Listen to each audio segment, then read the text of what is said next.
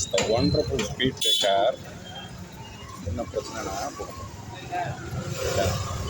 Speed பிரேக்கரில் இருக்க பிரச்சனையே வந்து உங்களுக்கு இவர் ஆடுது, அது ஆடக்கூடாது. ஆஃப் இங்கே போக மாட்டேங்குது. ஏன்னு கேட்டால் வைப்ரேஷன் இந்த இடத்துல தெரியவே தெரியாது. இந்த இடத்துல தெரியவே தெரியாது ஸ்பீட் பிரேக்கர் தெரியுதா? அங்கே இருக்கிறது மக்கள் தான் நம்ம ரொம்ப வித்தியாசமாக பார்க்குறாங்க. என்னடா ஸ்பீட் பிரேக்கர்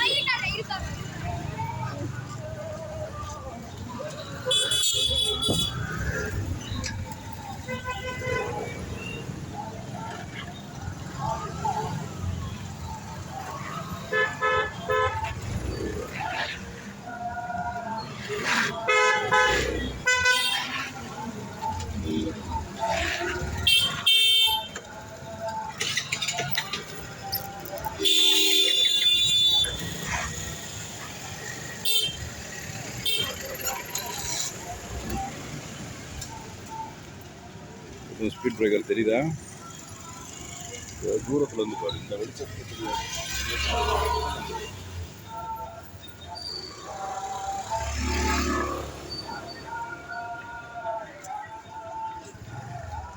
ஸ்பீட் பிரேக்கர் இருக்கு தெரியுதா? இப்போதான் மறைப்பாங்க. கண்டிப்பாக அந்த ஸ்பீட் பிரேக்கர் இருக்கு. இங்கே ஒரு வெயிலுக்கு வந்துட்டேன். வெயிலில் வந்து பார்த்தா கூட தெரியாது. தெரியுதா? ஓகே. ஏன்னா ஹரே கிருஷ்ணா பாடுறாங்க. சாமியை பற்றி சொன்னால் குற்றமாகி போயிடும். ரைட்டா? ஏன்னா நம்ம ஏற்கனவே நாத்தியம் பேசிகிட்டு இருக்கோம். தெரியலையா? ஓகே. இதை வந்து மெயின் சேனலில் பப்ளிஷ் பண்ண முடியாது. ஏன்னு கேட்டிங்கன்னா இது ஆடியோ கட் பண்ணிட்டு பப்ளிஷ் பண்ணுறேன். ஓகேவா? இப்போ இந்த ஸ்பீட் பிரேக்கரை உன்னால் அதை கண்டே பிடிக்க முடியாது. ஏன்னு கேட்டிங்கன்னா அது நிழலில் இருக்குது. அட்டி சரியாக வாங்கும். ஏன்னு கேட்டிங்கன்னா இங்கேருந்து பார்த்தீங்கன்னா கூட அது தெரியாது. நல்லா கவனி. இங்கேருந்து பார்க்குற எதுவும் தெரியுதா உனக்கு? ஸ்பீட் பிரேக்கரு இங்கேருந்து பார்த்தீங்கன்னா ஒன்றுமே தெரியாது. இதுதான் ரொம்ப டேஞ்சரஸானது. ஏன்னு கேட்டிங்கன்னா லாங் பம்ப் இருக்குது இல்லையா? இப்போ டெல்லியில் ஒரு சில ஸ்டூடெண்ட்ஸ் என்ன பண்ணாங்கன்னா ஒரு வேலை பண்ணாங்க. 3Dயில் வந்து அதை எம்பிட் பண்ணாங்க. ஸோ வடிவேல் சொல்கிற மாதிரி நீ புடுங்குற ஆணி எல்லாமே தேவையில்லாதன்ற மாதிரி எந்த ஸ்பீட் பிரேக்கர் தேவையில்லைன்றதை நமக்கு சொல்ல முடியாது. இங்கே ஒன்று இருக்கு, ஒன்று இருக்குது. இதுவுமே கண்ணுக்கு தெரியாது. அது நுழைவாயிலே இருக்கு. ரைட்டா? அப்போ இந்த மாதிரி இடங்களில் வச்சுக்கலாம். காரணம் என்னன்னு கேட்டிங்கன்னா மெயினான ரீசனு இங்கே வந்து ஏரியாவுக்குள்ளே குழந்தைங்க விளையாடும். குழந்தைங்க விளையாடுற மாதிரி தெரியல எனக்கு. இது வந்து பெரிய ஆட்கள் விளையாடுற மாதிரி இருக்குது. இந்த ஸ்பீட் பிரேக்கர் இருக்குது தெரியுதா?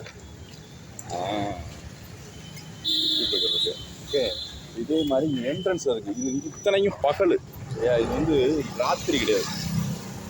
ராத்திரியிலையாச்சு நீ வெளிச்சத்தை அடிக்கிற.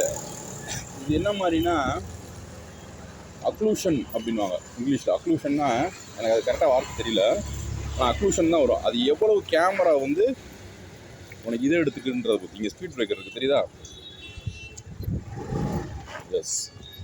ஸோ இது மாதிரி ரொம்ப டேஞ்சரஸான இது வந்து சிட்டிக்குள்ளே தான் இருக்கும். அவுட்டரில் வந்து உனக்கு ஆக்சிடெண்ட் ஆக வாய்ப்பு இல்லை. ஏன்னா எல்லா வண்டியுமே எப்படி இருக்குது?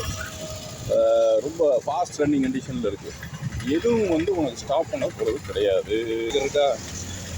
தெரியுதா? ஸ்பீட் பிரேக்கர் இருக்கா? ஸ்பீட் பிரேக்கர் இருக்கா? பாரு, ஸ்பீட் பிரேக்கர் இருக்கா? தெரியுதா? ஸ்பீட் பிரேக்கர் இருக்கா? கண்ணுக்கு தெரியுதா? தெரியாது. ஏன் தெரியுமா? இத்தனையும் இது பகல். ரைட்டா? இப்போ நம்மளோட அந்த கம்ப்யூட்டர் கூட இது டிடெக்டே பண்ணுறதே கஷ்டம். ஓகேவா? அதான் சொல்லலை. சந்துகள் இதுக்குள்ளே இருந்துருக்கு அந்த ஸ்பீட் பிரேக்கரு. இங்கே பாரு, இத்தனையும் 6 மீட்டருக்கு மேலே இருக்கும். ஒரு 7 ஃபீட்டுக்கு மேலேயே இங்கே இருப்பேன். ரைட்டா? இதுதான் நான் சொன்ன டேட்டா செட்லேயே ரொம்ப டிஃப்ரெண்ட்டான ஒரு டேட்டா செட்டு. ஏன்னு கேட்டிங்கன்னா இப்போ நம்ம கதைக்கு வருவோம். போங்க சார், போங்க. ஓகேவா? இப்போ என்னன்னு கேட்டிங்கன்னா மெயினான விஷயம், இப்போ இது வந்து ஆம்பளை, இது பொம்பளை, மேல் ஃபீமேல் இல்லை திருநங்கை அப்படின்றத வந்து நம்ம டிடெக்ட் பண்ண சொல்கிறோம்னா திடீர்னுட்டு ஒரு நாள் ஏலியன் வந்து பூமிக்கு என்னடா மெண்டல் மாதிரி பேசுகிறான்னு நினைக்காத. உண்மை தான். சரியா? திடீர்னு ஒரு நாள் என்ன ஆயிருது, ஏலியன் வந்துடுது. அப்போ உன்னோட டேட்டா செட்டில் அந்த நியூரல் நெட்வொர்க் இதை